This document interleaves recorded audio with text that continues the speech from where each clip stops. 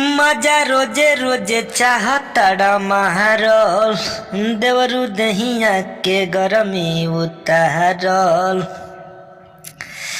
मजा रोजे रोजे चाहताड़ा महारल देवरु दहिया के गरमी उतारल। मन करताटे भौजी मिठाई देबू का, मन करताटे भौजी मिठाई देबू का, जवन मांगतानी हमके खियाई देबू का, भौजी हो चुम्मा चिखाई देबू का, जवन मांगतानी हमके खियाई देबू का, भौजी हो चुम्मा चिखाई देबू का। तो नमस्कार दोस्तों, स्वागत करता हूं आप सभी का JRC संगीत सीखो 398 में। मैं आप सभी का भाई जमन दीवाना आप सभी के लिए लेकर आ गया हूं बिल्कुल फुल और फ्री सॉन्ग, जो कि कल ही खेसारी लाल जी का गाना आया था। एगो बात बताई तो बतावे देबू का, ले ले बनी से नुरा लगावे देबू का। एगो बात बताई तो बतावे देबू का, ले ले बनी से नुरा लगावे देबू का।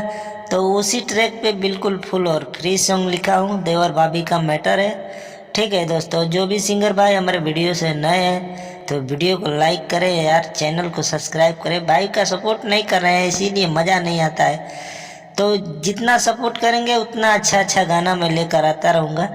तो ज़्यादा वीडियो को बड़ा नहीं करेंगे। जो भी सिंगर भाई हमारे वीडियो को देख कर रहे हैं तब सबके लिए धन्यवाद है। ठीक है, इसी तरह भाई के वीडियो से बने रहिए, भाई का सपोर्ट करते रहिए, ताकि हमेशा आप सभी के लिए बारूद ब्रांड जैसा गाना आप लोग कमेंट करेंगे, बताएंगे। आप लोग बताते नहीं है इसलिए मज़ा नहीं आता है। जितना मेरे को समझ में आता है उतना ही करता हूँ। तो वीडियो को ज़्यादा बड़ा नहीं करेंगे। जो भी सिंगर भाई पर्सनल सॉन्ग लिखवाना चाहते हैं तो बिल्कुल कम से कम चार्ज में मैं सॉन्ग लिखता हूँ, तो आप लोग कॉल करके लिखवा सकते हैं बिल्कुल कम से कम चार्ज में। ठीक है, आपके हिसाब से गाना होगा, ठीक ना। चलिए अंतरे को स्टार्ट करते हैं। मुखड़ा तो आप सभी को सुनाई दिया, शुरू में गाकर आप लोग सभी को बताया हूँ। चलिए अंतरा स्टार्ट करते हैं। भैया के तोहरा खबर हो जाई, साचो कहीं झगड़ा के जर हो जाई। तो फिर लड़का एक बेरी देबू तो मन हो जाई, भौजी हो देवरा पसंद हो जाई। तो फिर लड़का घर वाली लेखा लगे हमरा अइबू का, जवन मांगतानी हमके खियबू का, अरे भौजी हो चुमा चिखबू का, जवन मांगतानी हमके खियबू का, अरे भौजी हो चुमा चिखबू का, जवन मांगतानी हमके खियबू का, अरे भौजी हो चुमा चिखबू का। तो दोस्तों इसमें कोरस भी है, तो आप लोग कोरस करवा सकते हैं। ठीक है, इसी लाइन को आप लोग 2 बार या 1 बार कोरस करवा सकते हैं। ठीक ना, मैं अंतरा में बता देता हूँ आप सभी को। अंतरा में वो कोरस वाला लाइन में नहीं दिखा हूँ। ठीक है, तो चलिए लास्ट अंतरे को स्टार्ट करते हैं। मैं लिख दूंगा इसमें, इसका मीनिंग दे दूंगा। आप सभी लोग इसी को आप लोग कोरस करवाएंगे तो अच्छा लगेगा।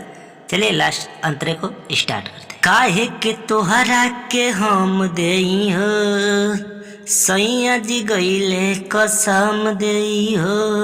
तो फिर लड़का देखी ओठा लाली तोहार भौजी, जागल बा हमरो के प्यार भौजी, आय अपना झमन के मुरचा छोड़ाई देबू का, जवन मांगतानी हमके खियाई देबू का, अरे भौजी हो चुम्मा चिखाई देबू का, जवन मांगतानी हमके खियाई देबू का, भौजी हो चुम्मा चिखाई देबू का।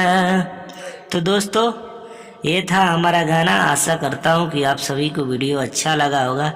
तो वीडियो अच्छा लगा होगा तो ज़रूर यार वीडियो को लाइक करें, और चैनल पे नए हैं तो चैनल को सब्सक्राइब करें, ताकि भाई अपना जब भी वीडियो डाले तो आप सभी के लिए हमेशा आपके मोबाइल पे पहुँचे।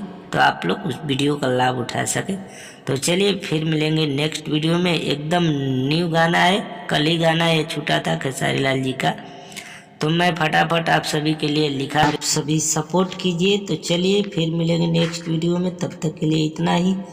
जय हिंद, जय भारत, जय हो भोजपुरिया समाज। बने रहें इसी तरह अपने भाई के वीडियो से। Bye by.